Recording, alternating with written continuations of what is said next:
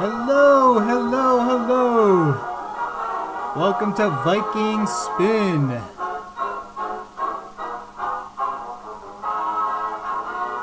Take it away. Skål Vikings, let's win the game. Skål Vikings, honor your name. Go get that first down and get a touchdown. Lock up, fight, fight, fight, fight. Skål Vikings, run up the score. You'll hear us yell for more. Think right, think fast, and keep fast. Skål Vikings, let's go.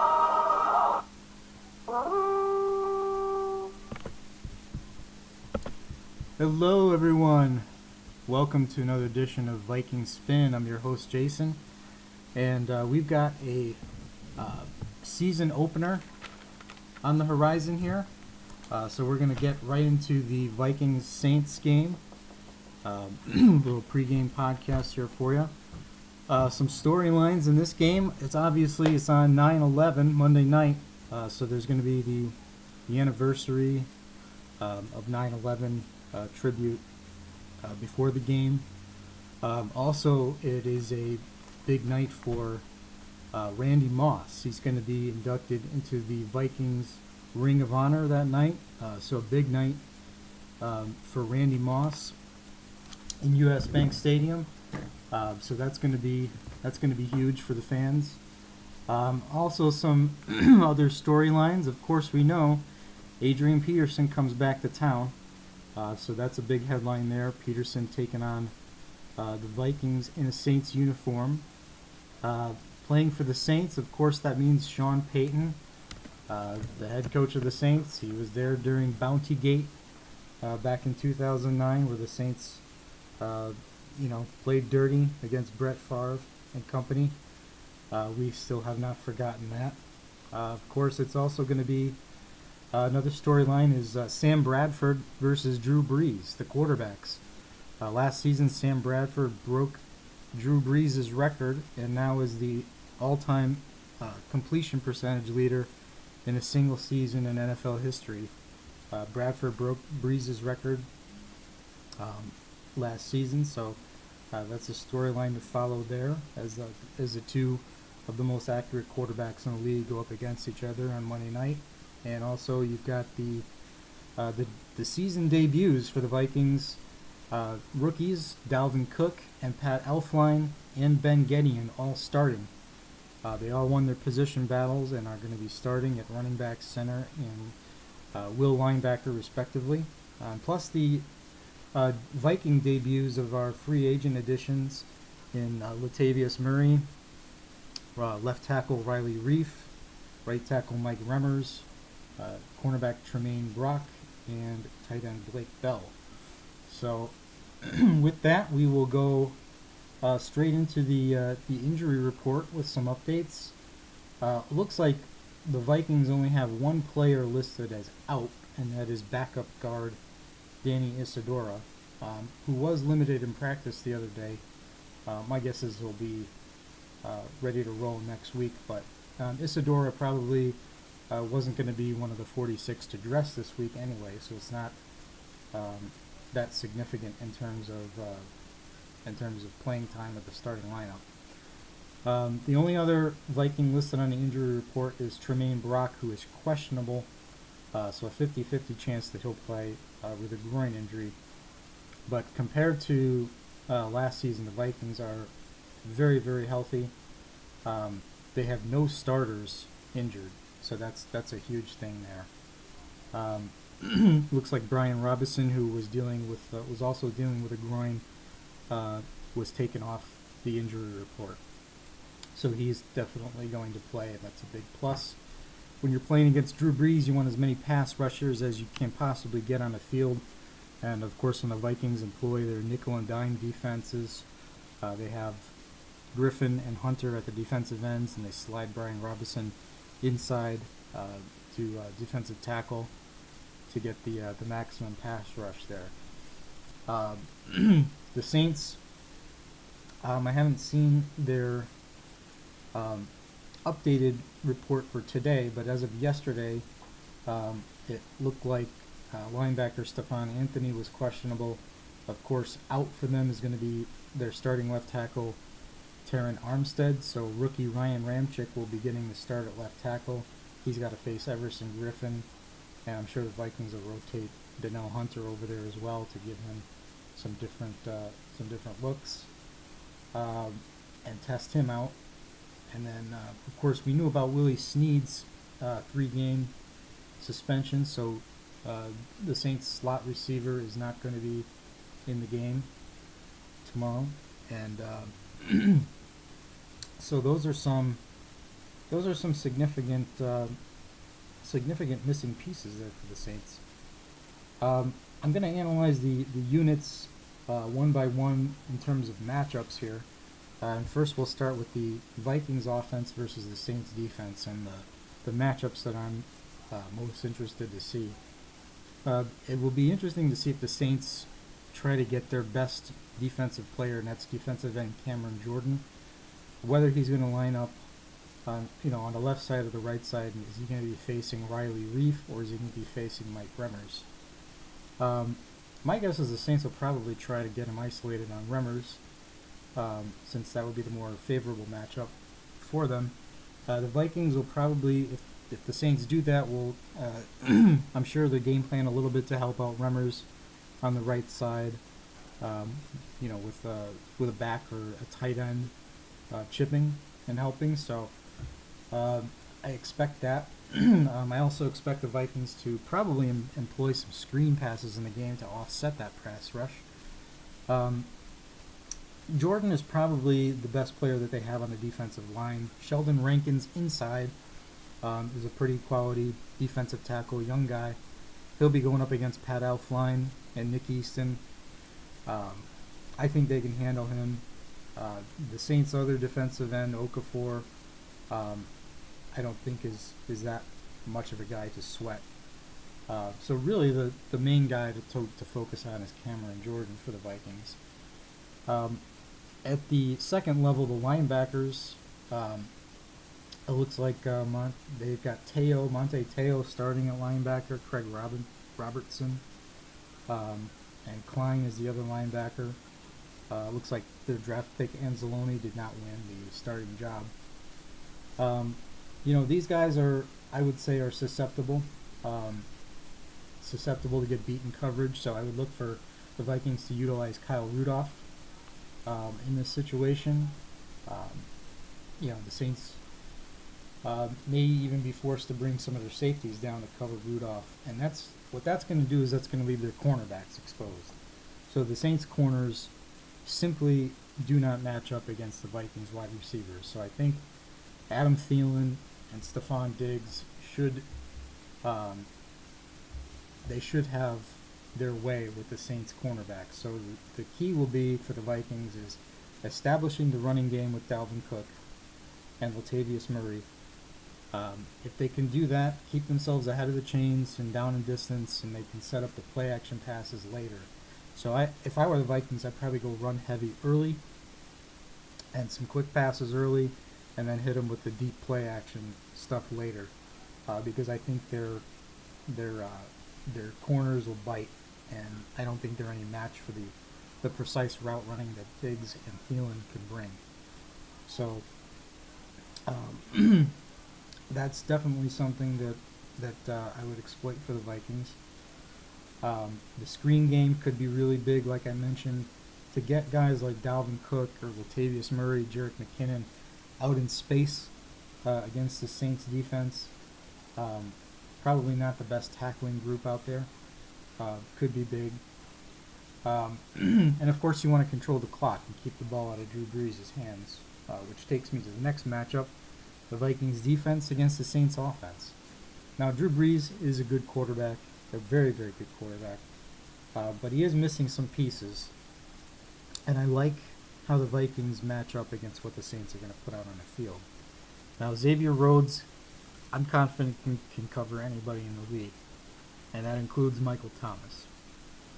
But Michael Thomas is a good route runner. He's 6'3". He's got decent speed, and he's been able to do well in the Saints offense.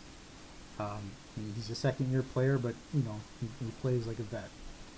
On the other side, they've got Ted Ginn Jr. Now, if you remember last season, Ted Ginn Jr. was on the Carolina Panthers, and he went up against Trey Waynes, who I'm sure he's going to be matched up against again on Monday night. And Trey Waynes was able to intercept Cam Newton on a long pass to Ted Ginn. So Ted Ginn's number one attribute is his speed. The Vikings are just going to put speed on speed with Trey Waynes. Ginn is not going to run past Waynes. So I like that matchup for the Vikings, and that they're able to kind of make Ted Ginn's skill set irrelevant by having a guy just as fast or faster than Trey Waynes. Ginn is kind of a gadget receiver. His best traits are basically, like we said, his speed. His ability to go for the long ball. But if he doesn't excel in making catches in tight spaces or catches in traffic. So if Waynes can play some solid bump and run, tight coverage on him, I think that the Vikings can disrupt the Saints' offense there. On the defensive line, that's where the Vikings can probably take advantage of this matchup the most. They've got, for the cornerbacks, you've got quality versus quality and Rhodes versus Thomas. The Saints are going to have to account for both Everson Griffin and Danielle Hunter at the defensive end spots. So that means that they're probably going to have to double team one of these guys. So pick your poison. The other one's going to be one-on-one. So you've got to think, is it going to be Everson Griffin is going to line up against the rookie, the backup left tackle, Ryan Ramczyk? Now, Ramczyk is a talented player. We liked him coming out of college as a prospect, but he hasn't gotten a lot of reps. In training camp and preseason, he had missed some time because he was recovering from surgery, and it takes time to gel back there for a rookie offensive lineman. With us, we've had Pat Elflein, but he didn't miss any time, and he's gotten himself well prepared. Ryan Ramczyk draws Everson Griffin. That's a very, very difficult matchup for your first NFL game. So that's something the Vikings, I think, will try to exploit early and often. If they do double team Griffin, then that means that Danielle Hunter is one-on-one against the Saints' right tackle Streif, and that's a mismatch in favor of the Vikings big time. So,